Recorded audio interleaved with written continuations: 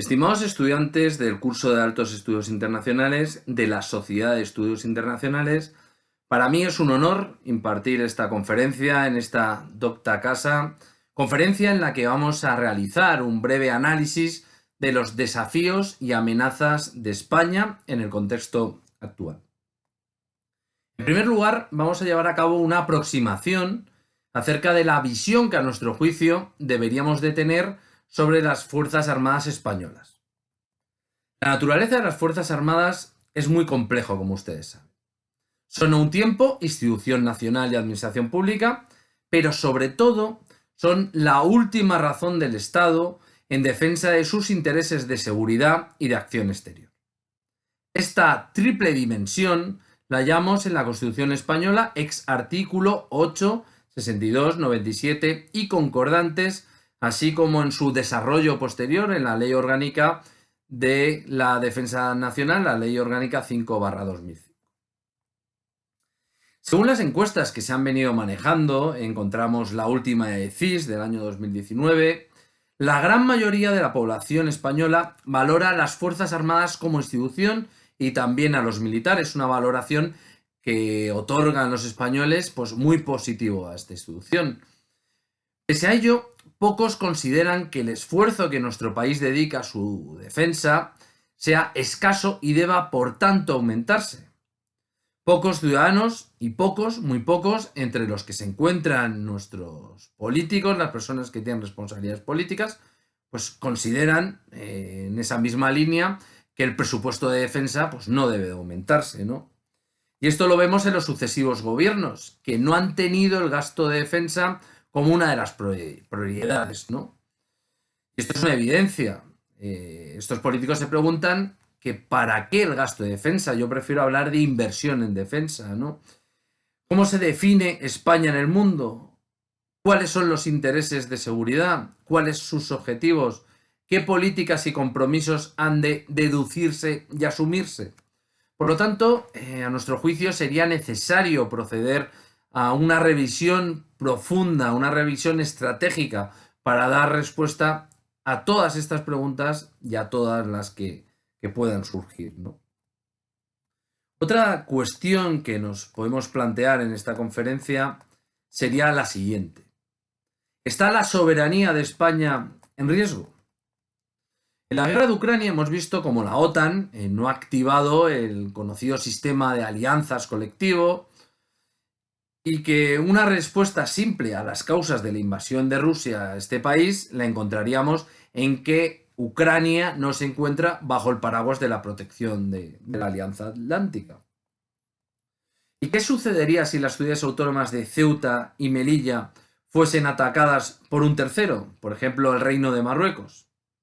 Del tenor literal de lo dispuesto en el artículo 6 del Tratado de Washington, advertimos que no se activaría el mecanismo de alianzas y defensa común de los países firmantes.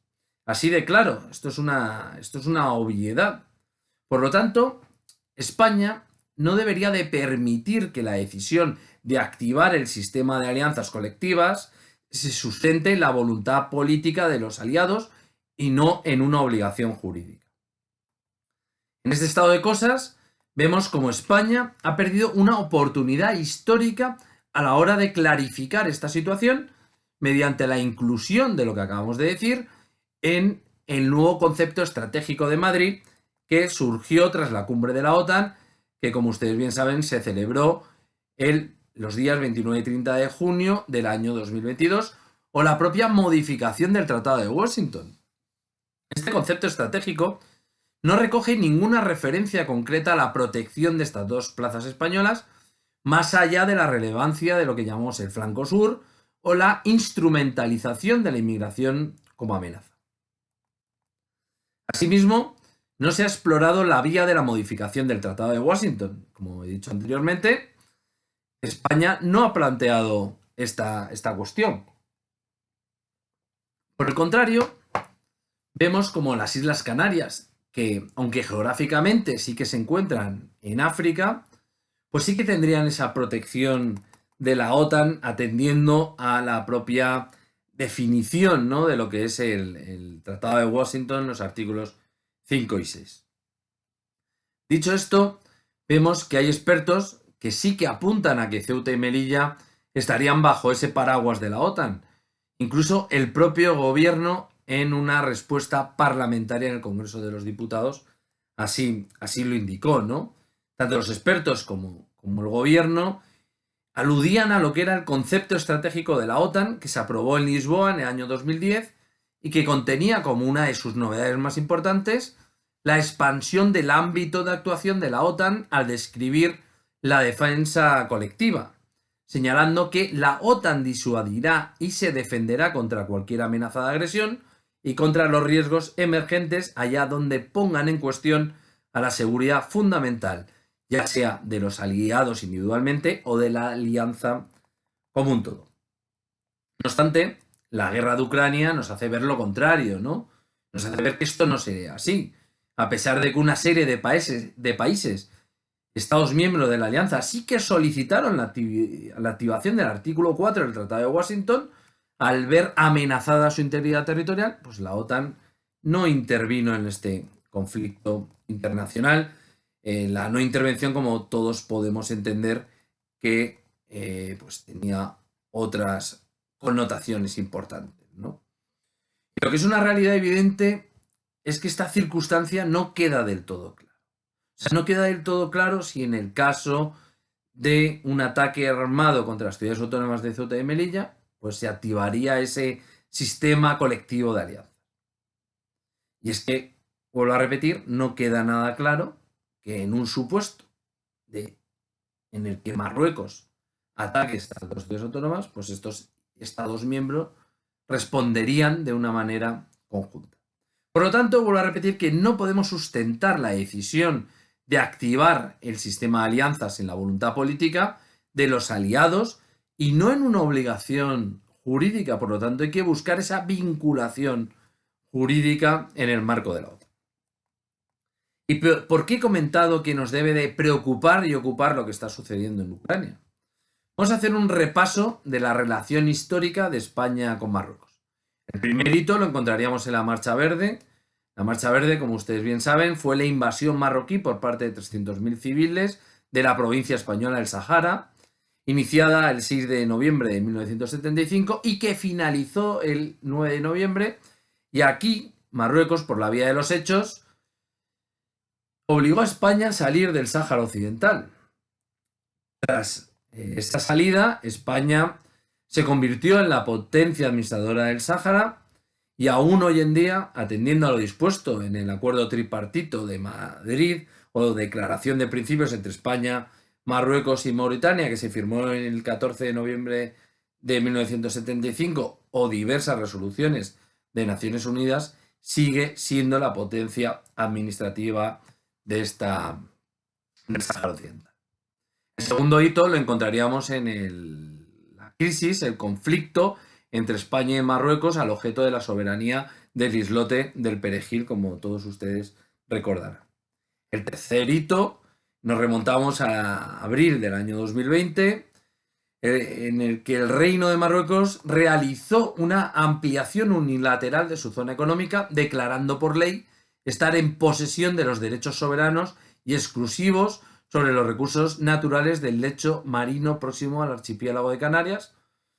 Y aquí cabe destacar que el trámite para ampliar sus aguas territoriales se inició justo tras la toma de posesión del presidente Sánchez como actual presidente del gobierno. Y hay que recordar que esta zona, casualmente, dispone de un gran potencial minero rico tanto en cobalto como telurio. Concretamente, el monte submarino Tropic posee las mayores reservas de telurio del mundo. Y recordemos que este mineral es fundamental en la fabricación de las baterías de coches eléctricos y los paneles solares. Por lo tanto, es un material fundamental para todas estas cuestiones de agenda verde europea, de transición ecológica. Pero si esto no fuese suficiente, vemos como esta expansión de aguas territoriales no ha sido un hecho aislado, sino una acción más incardinada en un plan estratégico que no pretende otra cosa que obligar a nuestro país, por la vía de los hechos consumados, a aceptar todas las pretensiones que provengan desde el Reino de Marruecos.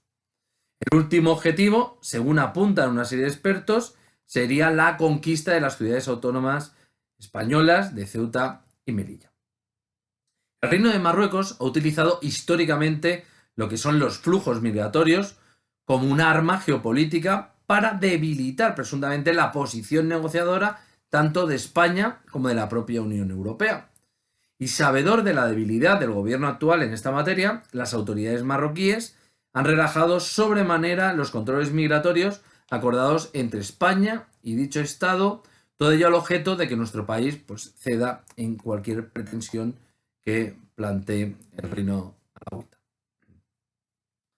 El cuarto hito lo encontraríamos o nos remontamos al día 17 de mayo de 2021.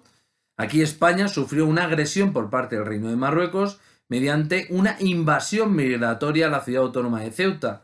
Aquí se calcula que desde ese día accedieron ilegalmente a la ciudad española hasta 10.000 inmigrantes. Volvemos a ver en esta acción cómo el Reino Alawita realiza estas actuaciones en lo que conocemos como la denominada zona gris, y todo ello al objeto de erosionar la posición española y facilitar la consecución de sus intereses. Esta simetría hasta ahora era favorable para España, ¿no? En dos vertientes principales, lo que es la vertiente militar y la vertiente diplomática. Pero vemos que como eso ya no es así, ¿no? La diferencia existente en materia de gasto militar por parte de ambos países pues se ha ido acortando de una forma alarmante, ¿no? Si bien España ha ido reduciendo las partidas presupuestarias asignadas al Ministerio de Defensa, Marruecos, por contra, las ha incrementado notablemente, ¿no? Y este aumento sería una de las causas que ha propiciado el comportamiento más asertivo de lo que es el régimen de Mohamed. Por lo tanto, vemos cómo Marruecos aspira a la posición de socio preferente de Estados Unidos en el continente africano y acaso en la propia región del Estrecho, aprovechando el actual desconcierto que a nuestro juicio tiene España en materia de acción exterior. Y para ello no ha dudado en reconocer al Estado de Israel, siendo ya el sexto país árabe en hacerlo después de, recordemos, Egipto, Jordania, Emiratos Árabes Unidos, Sudán y Bahrein. La existencia de territorios de soberanía española en el norte de África ha constituido una de las principales problemáticas en las relaciones bilaterales entre España y el Reino de Marruecos, como hemos visto, país que alega el supuesto carácter colonial de dichos territorios. Pero con carácter previo debe de afirmarse, y afirmamos sin ningún tipo de reparo, que las aspiraciones de Marruecos carecen de toda base jurídica.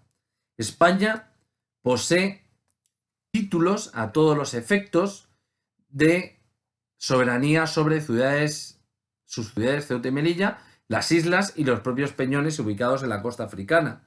Y es que dichos territorios forman parte de España a todos los efectos y de forma previa a la constitución formal de Marruecos como Estado en el año 1956. Por lo tanto, vemos cómo Marruecos no puede reclamar algo que en principio no ha pertenecido al Reino Alawita desde su constitución formal en el año 1956. El quinto hito lo encontraríamos recientemente, el 13 de julio de 2022. El Consejo de Derechos Humanos de la Organización de Naciones Unidas remitió al gobierno de Marruecos una misiva en la que se solicitaba información acerca del uso excesivo y letal de la fuerza con los inmigrantes de ascendencia africana, en particular refugiados y demandantes de asilo, en relación con los incidentes acaecidos en la frontera con Melilla el 24 de junio del año 2022. Y ante tal requerimiento, el Reino Alawita, mediante carta fechada el 9 de septiembre del año pasado, del 2022, afirmaba que Marruecos no cuenta con fronteras terrestres con España, aseverando que Melilla sigue siendo un presidio ocupado y por este hecho no podríamos hablar de fronteras, sino de simples puntos de paso. Ante estos ataques, aunque sean verbales, a la propia soberanía española, el gobierno de España debería defender sin ambajes la españolidad de estas dos ciudades autónomas, de Ceuta y Melilla, amén de las islas Chafarinas, los peñones de Alucemas y Vélez de la Gomera y el islote de Perejil, ¿no? Porque estos son territorios históricos de soberanía española y por lo tanto, se debería de proteger a los españoles residentes o que están desplazados en esas dos ciudades autónomas. Ahora vamos a pasar a abordar la situación actual del Sáhara Occidental. El Sáhara Occidental es uno de los territorios, como hemos visto, pendiente de descolonizar según las Naciones Unidas. Así fue incluido en el año 1963 en la lista de Naciones Unidas de territorios no autónomos, tras haber enviado a España información relativa a dicho territorio en atención a lo dispuesto en el artículo 73 de la Carta de las Naciones Unidas. En adición, resulta importante destacar que España es la potencia administradora del Sáhara Occidental. Como hemos visto antes, aún hoy en día sigue siendo la potencia administradora, atendiendo a lo dispuesto en ese acuerdo tripartito y a las propias resoluciones de las Naciones Unidas, ¿no? Marruecos reclama la soberanía sobre el Sáhara Occidental y para ello cuenta con el apoyo explícito de los Estados Unidos, sin que ni uno ni otro país tomasen en consideración la posición que tenía en su momento España como potencia colonizadora atribuida por las Naciones Unidas. Y recordemos, una cuestión importante, es que las minas de fosfatos de Bourboukra en el Sáhara suponen el 75% de las reservas de fosfatos del mundo. Así pues, hoy en día Marruecos dispone de las 3/4 partes de esta reserva de fosfatos conocidas en el planeta, lo que convierte a este país, al país alauita, en el primer exportador y el tercer productor de fosfatos brutos a escala mundial. Aquí vamos a analizar el giro de 180 grados que dio el gobierno en la posición mantenida durante 40 años, que lejos de posicionarse, como hemos visto en el marco de las resoluciones de la Asamblea General y del Consejo de Seguridad de las Naciones Unidas, ha dado pie a todo tipo de especulaciones relacionadas con el conocido asunto Pegasus, etc., ¿no? Vamos a ver cómo este ejemplo paradigmático de la política exterior actual de este ejecutivo, ¿no?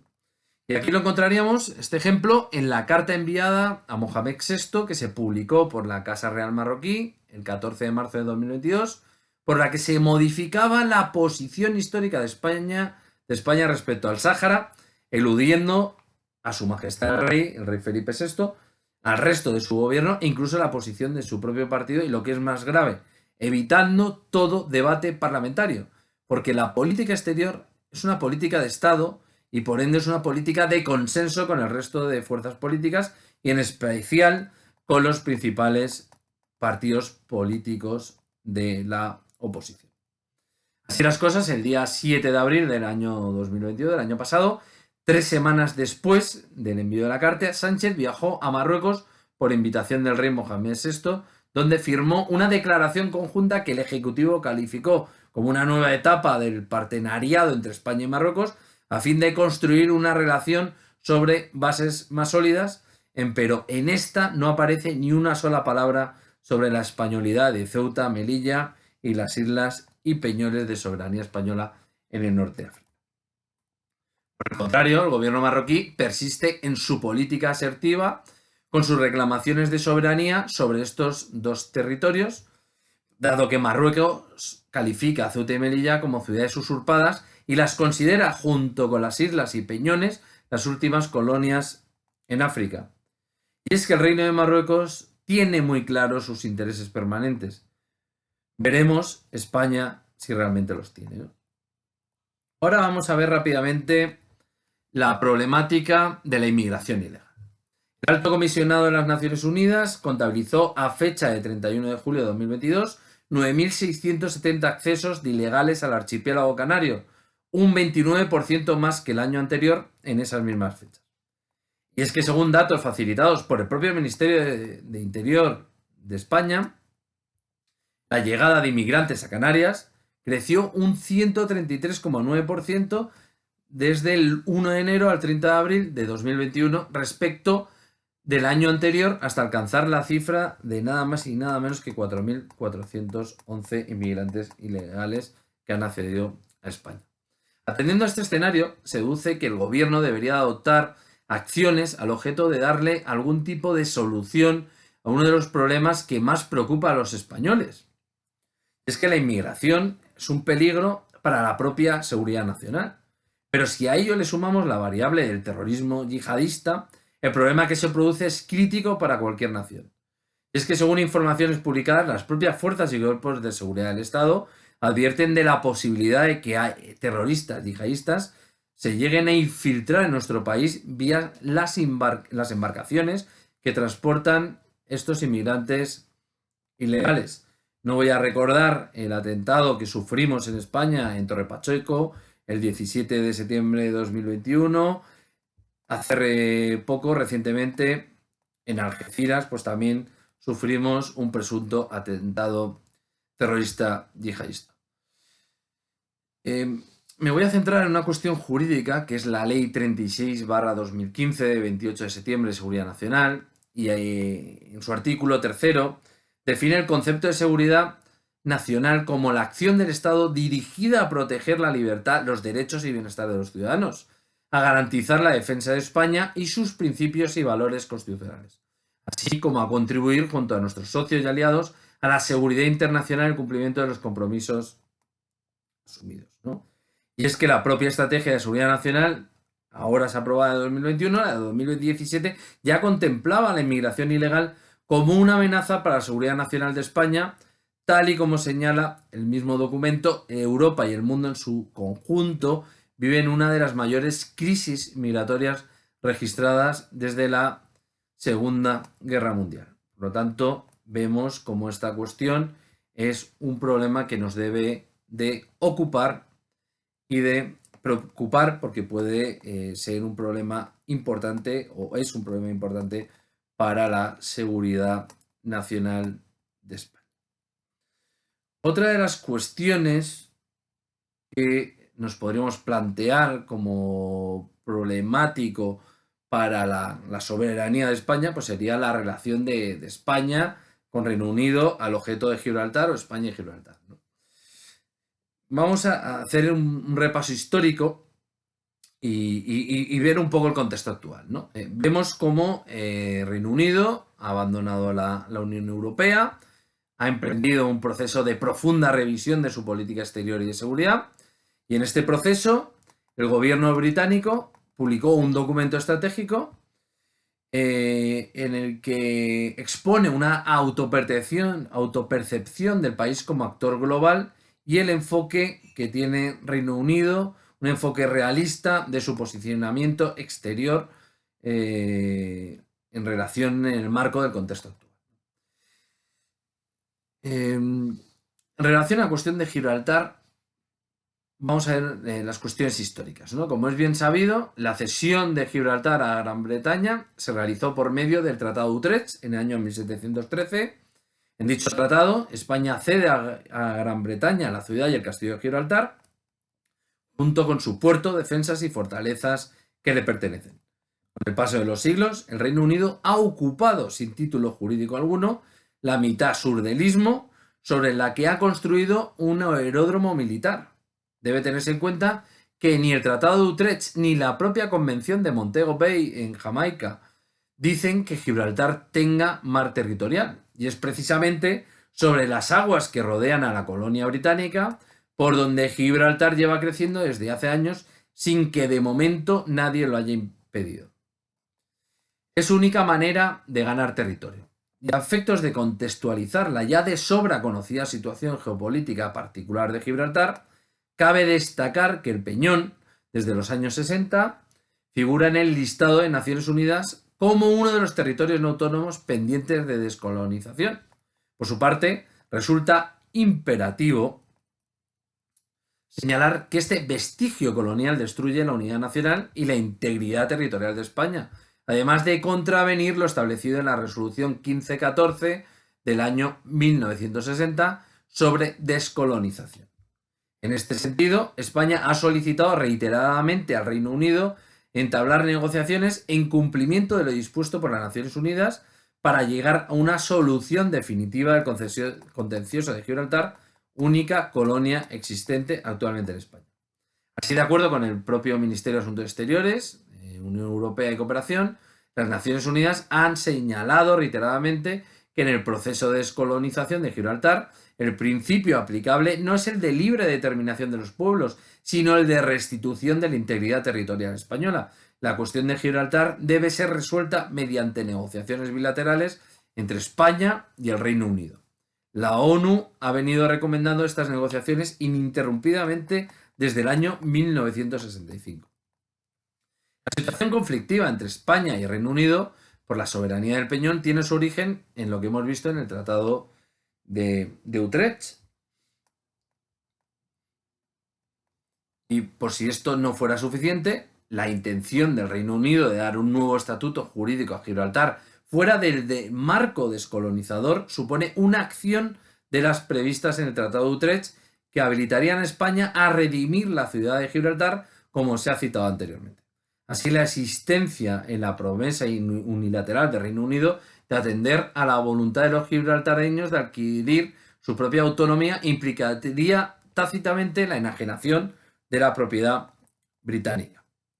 Gibraltar y el Reino Unido presentan a la colonia como el motor económico de la comarca, ¿no? De lo que es la línea de la Concepción, pero la realidad es muy distinta, ¿no? La realidad es que Gibraltar, al actuar como un paraíso fiscal y gracias al libre tránsito por la verja, parasita fiscal, laboral y socialmente a la comarca española de Campo de Gibraltar. Y es que el resultado es que la riqueza de los gibraltareños contrasta con la pobreza de los habitantes de las poblaciones del Campo de Gibraltar, una de las comarcas más pobres de España.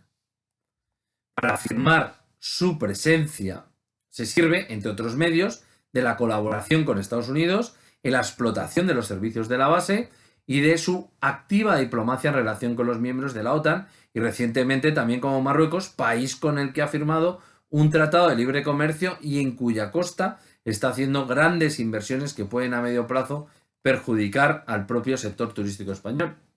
Es que Gran Bretaña ha usurpado 3 ámbitos de soberanía española para ampliar las posibilidades de la base, desbordando la propiedad concedida en Utrecht, el istmo, donde se ubica el aeródromo militar de la RAF, las aguas hasta 3 millas de litoral y hasta la mediana de la bahía de Algeciras y el propio espacio aéreo.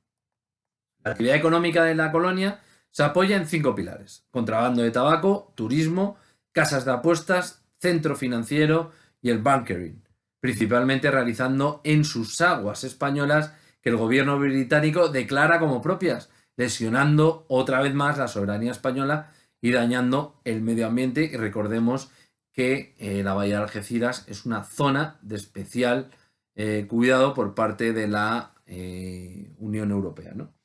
Y todos ellos dependen de 2 factores: las diferencias fiscales, siempre favorables a la colonia, y en segundo lugar, de la fluidez del tránsito de personas y vehículos en mayor o menor medida, ¿no? Ya, a modo de finalización, indicar que España lo que debería de hacer es iniciar las negociaciones bilaterales con el Reino Unido al objeto de recuperar la soberanía española sobre el Peñón de Gibraltar, al amparo de lo dispuesto por el derecho internacional sobre esta cuestión y adoptando todas las acciones diplomáticas que sean necesarias para la consecución de tal fin. Como he podido plantear en esta conferencia, hemos visto algunos de los desafíos y amenazas a los que España se está enfrentando en la actualidad y se va a enfrentar, pues, digamos, en un contexto como el actual y a corto, medio plazo. Pues nada, muchísimas gracias por su atención y quedo a su disposición. Muchas gracias y les deseo un buen provecho de este curso de Altos Estudios Internacionales.